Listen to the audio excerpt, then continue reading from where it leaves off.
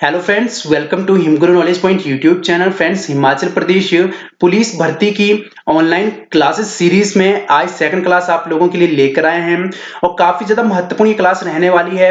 जो हमारी first class रही थी उसमें हमने हिमाचल प्रदेश जीके से संबंधित महत्वपूर्ण प्रश्न उत्तर के बारे में डिस्कशन की थी।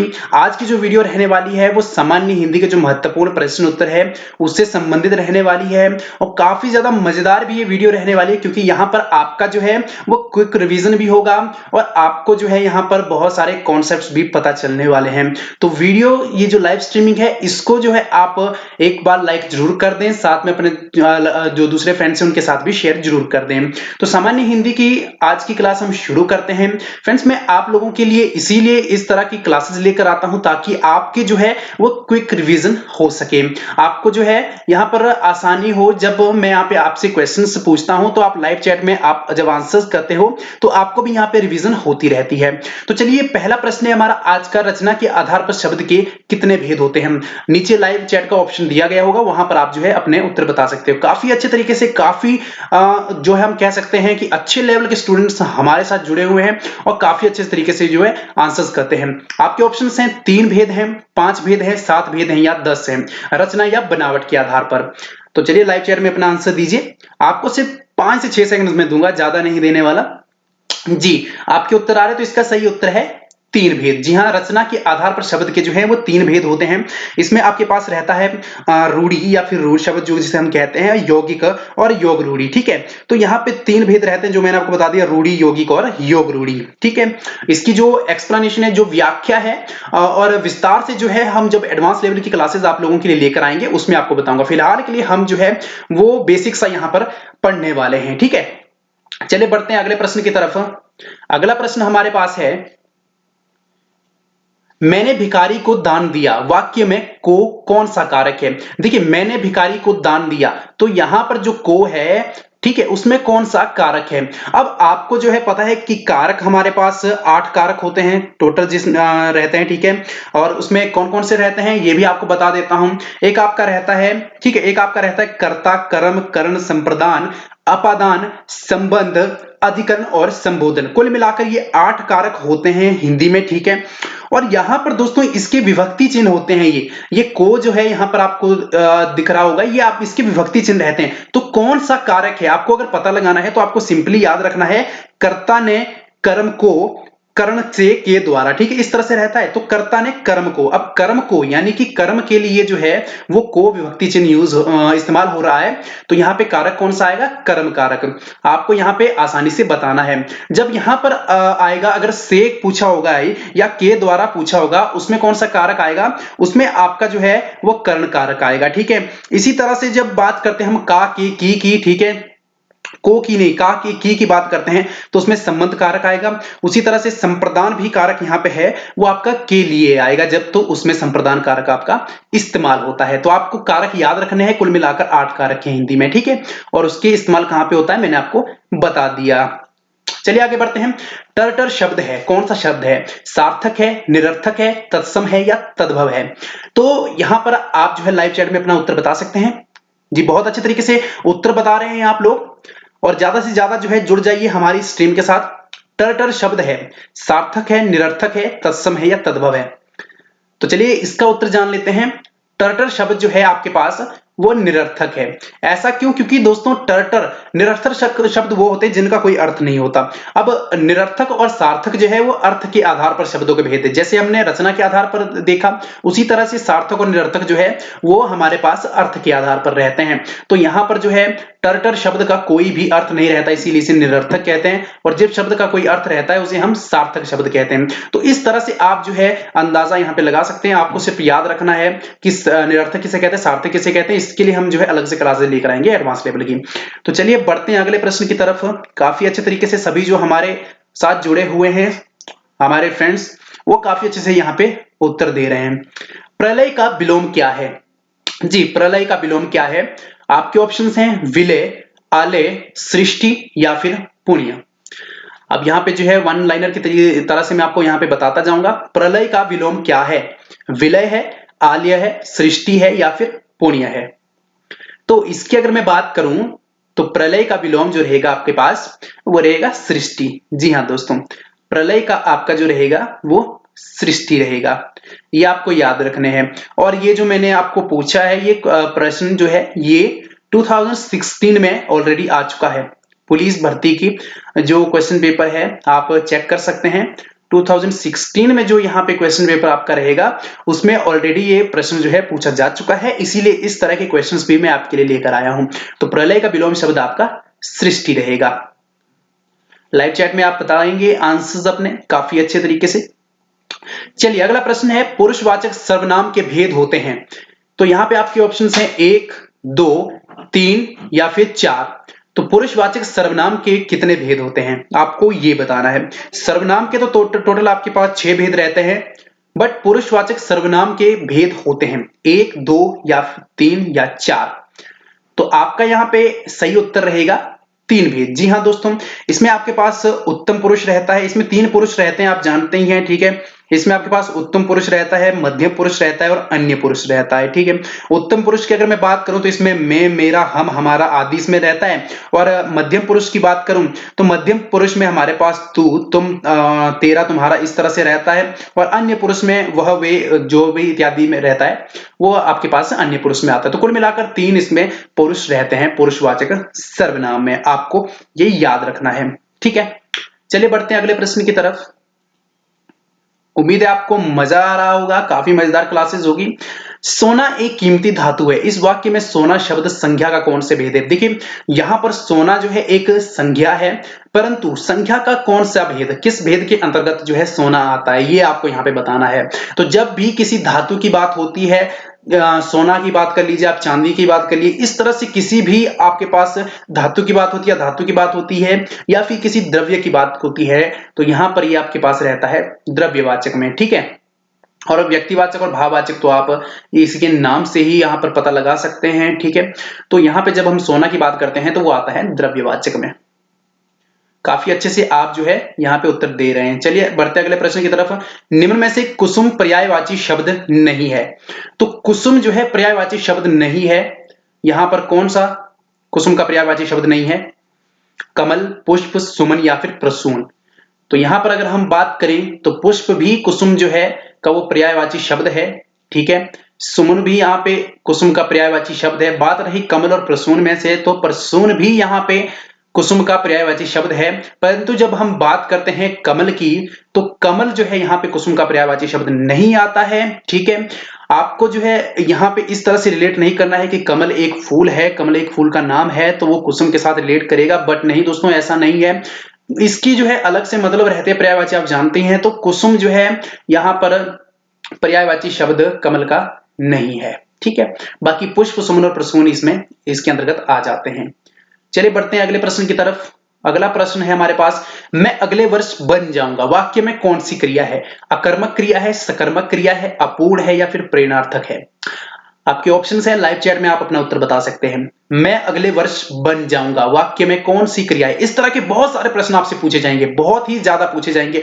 मैं आपको बता दूं कि एक ना एक क्वेश्चन आपको क्रिया में से पूछा ही जाएगा, इसीलिए आपको जो है इससे संबंधित याद रखना है। विलोम शब्द में से भी आपको एक क्वेश्चन जो है जरूर आएगा, एक प्रश्न जरूर आएगा, तो आपको इसमें से याद रखना ही है। तो मैं अगले वर्ष बन जाऊंगा, वाक्य में कौन सी क्रिया। आपके ऑप्शंस मैंने दिए हैं, अकर्मक, सकर्मक, अपूर्ण, प्रेरणार्थक।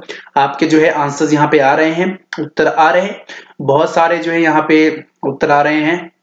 तो यहां पे चलिए बता देता हूं मैं आपको, ये आपके पास रहेगी क्रिया अपूर्ण। जी हां दोस्तों, यहां पे आप देख सकते हो मैं अगले वर्ष बन जाऊंगा, बट परंतु यहां पे ये नहीं जो है यहाँ पे ये मेंशन नहीं किया गया या ये लिया नहीं गया था कि क्या बन जाऊंगा, ठीक है। अगर यहाँ पे लिखा होता है कि मैं अगले वर्ष जो है कुछ बन जाऊंगा, कुछ की जगह जो है कुछ लिखा होता, ठीक है, तो यहां पर जो है तब हम कह सकते थे कि ये कोई क्रिया है, परंतु ये अपूर्ण क्रिया है, पूर्ण नहीं है, अपने आप में ही ये वाक्य पूर्ण नहीं है, तो ऐसे में ये अपूर्ण क्रिया रहती है, ठीक है।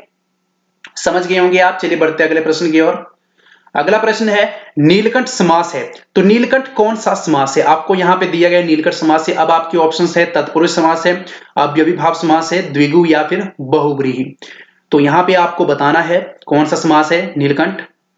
तो नीलकंठ की दोस्तों यहाँ पे जो विग्रह जब हम करते हैं तो इसका रहता है नीला है कंठ जिसका, अर्थात शिव शंकर, भोलेनाथ। ठीक है, तो भोलेनाथ के नाम पे जो है आप यहां पे बता सकते हो नीला है कंठ जिसका। ठीक है, तो ये आपका रहता है दोस्तों बहुब्रीही समास। जी हाँ दोस्तों, नीला है कंठ जिसका अर्थात शिव शंकर, शिव जो है भोले आपके पास रहते हैं। ठीक है, तो यहां पे आपका बहुब्रीही आएगा। वहीं बात करते हैं अगले प्रश्न की, तो अनुरूप समास है। यहां पे भी समास पूछा है अनुरूप, और यहां पे एक जो है चीज ध्यान देने योग्य है वो ये है कि यहां पे अनु जो है उपसर्ग यहां पे लगा है। ठीक है, तो यहां पे जब भी उपसर्ग लगता है किसी भी वाक्य में, पहले अगर उपसर्ग दिया गया हो तो वो जो है समास कहलाता है हमारे पास। कौन सा? पहले आप जो है लाइव चैट में बताइए, उसके बाद मैं आपको बताऊंगा। तो यहाँ पे ऑप्शंस दिए गए हैं अव्ययी भाव, तत्पुरुष, कर्मधारय या फिर बहुब्रीही। देखिए यहां पे जो आपका सही उत्तर रहेगा वो रहेगा अव्ययी भाव। जी हाँ दोस्तों, जब भी उपसर्ग कोई आपको दिया गया हो पहले, ठीक है, तो आपको जो है वहां पे अव्ययी भाव समास ही रहेगा। ठीक है, अनुरूप समास में अनु जो है उपसर्ग यूज किया गया है, इस्तेमाल किया गया है, इसलिए इसका सही उत्तर रहेगा अव्ययी भाव। चलिए बढ़ते हैं अगले प्रश्न की ओर। अगला प्रश्न है निम्नलिखित में से शुद्ध वाक्य कौन सा है? आपके ऑप्शन है बाघ बकरी एक घाट में पानी पीते हैं, वहां बहुत भीड़ है, श्री कृष्ण के बहुत नाम है, हमारे शिक्षक बहुत अच्छे हैं। देखिए यहां पर जब भी अशुद्ध वाक्य की बात हम करते हैं तो कुछ ना कुछ एक आदि अशुद्धि तो इसमें आपको देखने को मिलेगी। वहां बहुत भीड़ है, बाघ बकरी एक घाट में पानी पीते हैं। ठीक है, वहां बहुत भीड़ है, ये आपको जो है सही लगेगा क्योंकि यहां वहां बहुत भीड़ है, ये एक सही वाक्य है। श्री कृष्ण के बहुत नाम है, जी हाँ है, तो एक भी ये भी बहुत एक सही वाक्य है। हमारे शिक्षक बहुत अच्छे हैं, तो बहुत अच्छे हैं, जी हाँ बहुत अच्छे हैं हमारे शिक्षक। बाघ बकरी एक घाट में पानी पीते हैं। जब हम घाट की बात करते हैं दोस्तों तो घाट कोई बर्तन नहीं है। अगर हम बर्तन की बात करते हैं कि बाघ बकरी एक गिलास में पानी पीते हैं, बाघ बकरी एक किसी पीतल के बर्तन में पानी पीते, तब तो वहां पे मैं इस्तेमाल होगा। ठीक है, जब हम बात करते हैं किसी घाट की, तो घाट जो है बहुत बड़ा है, तो बात करेंगे बाघ बकरी एक घाट पर पानी पीते हैं, तो यहां पे पर आएगा। ठीक है, तब जाके ये शुद्ध होगा, पर अभी जो है ये अशुद्ध वाक्य है, तो इसमें अशुद्ध वाक्य आपका ए रहेगा। आपको जो है पता चल गया होगा, समझ आ गई होगी। चलिए बढ़ते अगले प्रश्न की तरफ। अगला प्रश्न है हमारा नूतन का विलोम क्या है? तो नूतन का विलोम क्या है, इसके ऑप्शंस आपको दिए गए हैं अनूतन, पुराना, पुरातन या फिर पुरातत्व। तो आप यहां पे बता सकते हैं, आपके ऑप्शंस है अनूतन, पुराना, पुरातन, पुरातत्व। बहुत अच्छे तरीके से आप लाइव चैट में अपने उत्तर बता रहे हो और काफी अच्छा लग रहा है हमें भी। जब इस तरह के हाई लेवल के स्टूडेंट्स हमारे साथ जुड़ते हैं तो काफी अच्छा लगता है हमें भी, और एक आपसी तालमेल जो है काफी अच्छे तरीके से बनता है, एक फैमिली की तरह। तो पुरातन, देखिए दोस्तों यहाँ पे बहुत सारे आपके ऑप्शंस हैं, इसका सही उत्तर रहेगा आपका नूतन का जो विलोम शब्द रहेगा वो रहेगा पुरातन। जी हाँ दोस्तों, पुरातन आपका जो है वो सही रहेगा। ऐसे में दोस्तों कई बार जो है बहुत सारे स्टूडेंट्स यहाँ पे पिक कर लेते हैं अनूतन, तो ऐसा नहीं है, या फिर कई बार कह लेते हैं कि नूतन से नया, तो यहाँ पे पुराना कर लेते हैं, तो ऐसा भी नहीं है दोस्तों। यहाँ पे आपका ऑप्शन रहेगा पुरातन। आपको जो है थोड़ा बहुत यहाँ पे ज्ञान होना चाहिए इन सभी का, विलोम शब्द का। ठीक है, चलिए बढ़ते हैं अगले प्रश्न की तरफ। तो क्रूर शब्द है, क्रूर कौन सा शब्द है? आपको यहां पे बताना है कि क्रूर शब्द है, इसमें क्या है? सर्वनाम है, एक विशेषण है, क्रिया है या संज्ञा है? देखिए जब इसकी बात करते हैं तो इसमें कोई क्रिया नहीं हो रही है। क्रूर क्या है? क्रूर, क्रूर किसी कोई क्रिया से संबंधित नहीं है, संज्ञा से संबंधित नहीं है। ठीक है, क्योंकि ना तो ये किसी व्यक्ति का नाम है, ना किसी वस्तु का नाम है, ना किसी जगह का नाम है। और सर्वनाम की बात करें तो सर्वनाम जो है वो जो है संज्ञा के स्थान पर प्रयुक्त होने वाले वाक्य रहते हैं, तो ऐसे में संज्ञा के स्थान पर भी प्रयुक्त नहीं हो रहा है, तो ये रहेगा आपका विशेषण। जी हाँ दोस्तों, विशेषण, और इसकी विशेषता क्या रहेगी? क्रूरता करना। ठीक है, इसकी ये रहेगी विशेषता, तो विशेषण इसमें सही आएगा। आपका सही उत्तर रहेगा विशेषण। क्रूर शब्द जो है एक विशेषण है। चलिए बढ़ते हैं अगले प्रश्न की ओर। अगला प्रश्न है आपका त्रिनेत्र समास है। अब देखिए यहां से त्रिनेत्र, मैंने जब नीलकंठ की बात की थी वो आपका नीला है कंठ जिसका अर्थात शिवशंकर, परंतु त्रिनेत्र, त्रिनेत्र तो यहां पर हमारे पास शिवशंकर को भी कहते हैं, बट दोस्तों यहां पे जो आपका समास रहेगा वो कुछ अलग रहेगा। आपको यही याद यहां पे रखना है। त्रिनेत्र में जो आपके पास ऑप्शन दिए गए हैं अव्ययी भाव, बहुब्रीही, तत्पुरुष और द्विगु। तो चलिए देखते हैं कि कितने जो है लाइव चैट में कितने यहाँ पे हमारे पास आंसर्स रहते हैं। त्रिनेत्र समास जो रहेगा अव्ययी भाव, बहुब्रीही, तत्पुरुष या फिर द्विगु। तो इसका सही उत्तर रहेगा आपके पास दोस्तों द्विगु समास। जी हाँ दोस्तों, द्विगु समास इसका सही उत्तर रहेगा। जब भी बात, क्योंकि त्रिनेत्र में त्रि जो है वो पहली संख्यावाचक यहाँ पे आएगा। ठीक है, संख्या आएगी, तो जब भी कहीं संख्या आएगी, ठीक है, त्रिफला जैसे आ गया आपके पास, ठीक है, तो इस तरह के जो भी शब्द रहेंगे उसमें आपके पास समास रहेगा द्विगु समास। आपको ये याद रखना है और आपको यहाँ पे ये पता भी है, बट यहाँ पे आपकी क्विक रिवीजन हो रही है। ठीक है, बढ़ते अगले प्रश्न की ओर। अगला प्रश्न है आपका जो बहुत बोलता है के लिए एक शब्द क्या होगा? बड़बोला, आचाल, वक्ता, वाचाल। जो बहुत बोलता है के लिए एक शब्द क्या होगा? देखिए आपको यहां पे जो है बताना है कि जो बहुत बोलता है के लिए एक शब्द क्या होगा? बड़बोला होगा, आचाल होगा, वक्ता होगा या फिर वाचाल होगा? तो दोस्तों यहां पर जो जो बहुत बहुत बोलता है, कई बार आपको लगता होगा कि बड़बोला होगा इसका उत्तर। लाइव चैट में तो काफी अच्छे से आप बता रहे हैं, परंतु कई स्टूडेंट्स को ऐसा कई बार आभास हो जाता है जल्दबाजी में, ठीक है। परंतु इसका सही उत्तर जो रहेगा वो आपका रहेगा वाचाल, ठीक है। तो आपको यहाँ पे बताना है कि जो बहुत बोलता है उसका सही उत्तर रहेगा आपका वाचाल। लाइव चैट में आप काफी अच्छे से यहाँ पर अपना आंसर बता रहे हो। चलिए बढ़ते हैं अगले प्रश्न की ओर। अगला प्रश्न है हमारा, उत्कर्ष का विलोम शब्द क्या है? देखिए दोस्तों ये भी आपका जो है 2015 में जो है पूछा गया है, आप वहां पे चेक कर सकते हो 2015 या 16 में समथिंग यहाँ पे ये पूछा गया है 16 या 15 में। तो जो प्रीवियस ईयर के क्वेश्चन पेपर है आप वो भी चेक करिए कीजिए, वहां पर ये प्रश्न पूछा गया है उत्कर्ष का विलोम शब्द क्या है। ऑप्शन है आपके पास उत्कर्ष, ह्रास, पतन या फिर अपकर्ष। लाइव चैट में आप अपना आंसर दीजिए। उत्कर्ष, उपकर्ष, ह्रास, पतन या फिर अपकर्ष। बहुत अच्छे तरीके से आप जो है उत्तर दे रहे हैं, काफी अच्छा लग रहा है हमें भी। तो इसका सही उत्तर आपके पास रहेगा अपकर्ष। जी हाँ दोस्तों, अपकर्ष आपका जो है काफी अच्छा रहेगा, उत्कर्ष और अपकर्ष। तो हम उम्मीद करते हैं कि हमारे जितने भी स्टूडेंट्स हैं वो उत्कर्ष की ओर बढ़े, अपकर्ष की ओर कभी ना बढ़े, ठीक है। चलिए बढ़ते हैं अगले प्रश्न की ओर। अगला प्रश्न है वह का बहुवचन कौन सा है? देखिए जब भी हम बात करते हैं वह, तो इसमें वो है, वह सब है, वे है या फिर उन है। तो यहां पर आपको बताना है वह का बहुवचन कौन सा है। इसका लाइव चैट में आप बता रहे हैं वो, वह सब, वे, फिर या उन। तो इसका सही उत्तर रहेगा आपका वे। जी हाँ दोस्तों, सी आपका सही उत्तर रहेगा। वह का जो बहुवचन रहेगा आपका वे रहेगा, ठीक है। तो आपको जो है काफी अच्छे तरीके से आप बता रहे हैं वह का बहुवचन वे रहेगा। बहुवचन से संबंधित भी आपसे प्रश्न पूछे जाते हैं और ये प्रश्न भी आपके प्रीवियस ईयर्स में पूछे गए हैं, आप जो है चेक कर सकते हैं हिमाचल प्रदेश जो पुलिस भर्ती के प्रीवियस ईयर के क्वेश्चन पेपर हैं, ठीक है। अब बढ़ते हैं अगले प्रश्न की तरफ। भरपेट समास का कौन सा है? भरपेट समास की अगर हम बात करें, इसमें आपके ऑप्शन दिए गए हैं अव्ययी भाव, तत्पुरुष, बहुब्रीहि या कर्मधारय।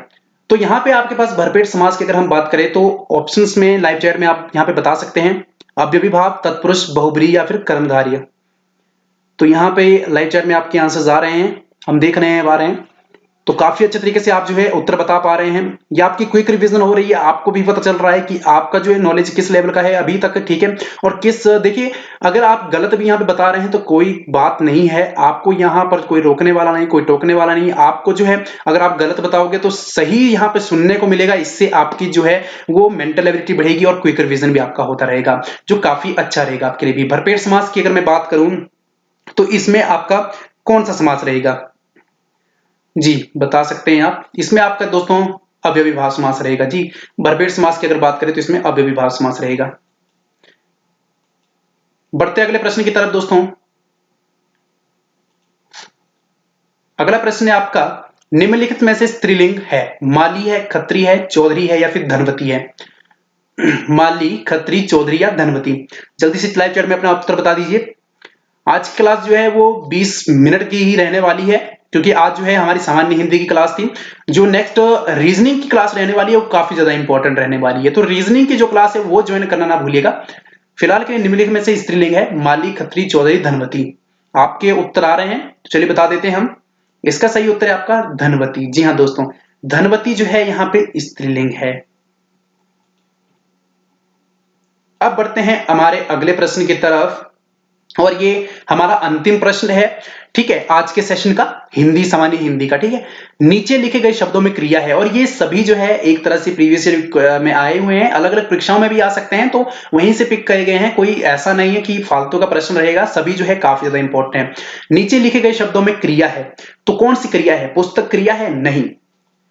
बर्तनों, ये भी नहीं। खरीदना, चाहिए, इन दोनों में से कौन सी रहेगी? तो चाहिए तो नहीं, खरीदना। जी हाँ दोस्तों, कुछ चीज आप खरीद रहे हैं, खरीदना तो ये क्रिया हो गई, तो यहां पे जो खरीदना आपकी क्रिया रहेगी, नीचे दिए गए शब्दों में जो है क्रिया वो रहेगी खरीदना। तो यहाँ पे उम्मीद करता हूं दोस्तों काफी अच्छे तरीके से आज का आपका सेशन रहा होगा सामान्य हिंदी का, और काफी अच्छे से स्टूडेंट्स हमारे साथ जुड़ रहे हैं। और आपके लिए हम जो है गिव अवे भी रखेंगे। गिव अवे में आपके लिए जो है जो जगमोहन सिंह बलोत्रा जी की द वंडरलैंड हिमाचल की बुक है उसका गिव अवे रहेंगे। जो भी हमारे पास टॉप पर हमारे पास जो लाइव स्ट्रीमिंग के स्टूडेंट्स रहेंगे उन सभी के लिए जो है कुल मिलाकर टॉप के जो हमारे पास 3 स्टूडेंट्स रहेंगे, 3 स्टूडेंट्स के लिए हम जो है गिव अवे रखेंगे और उनको बाई पोस्ट जो है हम वो बुक जो है सेंड कर देंगे। तो दोस्तों आप लाइव स्ट्रीम में हिस्सा लेना ना भूलें। उम्मीद करता हूं ये लाइव स्ट्रीम भी काफी अच्छी लगी होगी आपको। इसी तरह की वीडियोस के लिए हमारे चैनल के साथ बने रहिए। नेक्स्ट लाइव स्ट्रीमिंग भी हम आपके लिए लेकर आएंगे, और रीजनिंग की लाइव स्ट्रीमिंग बिल्कुल देखना ना भूलें, काफी ज्यादा महत्वपूर्ण रीजनिंग की रहने वाली है। तब तक के लिए दोस्तों मिलते हैं नेक्स्ट वीडियो में। धन्यवाद। जय हिंद, जय हिमाचल।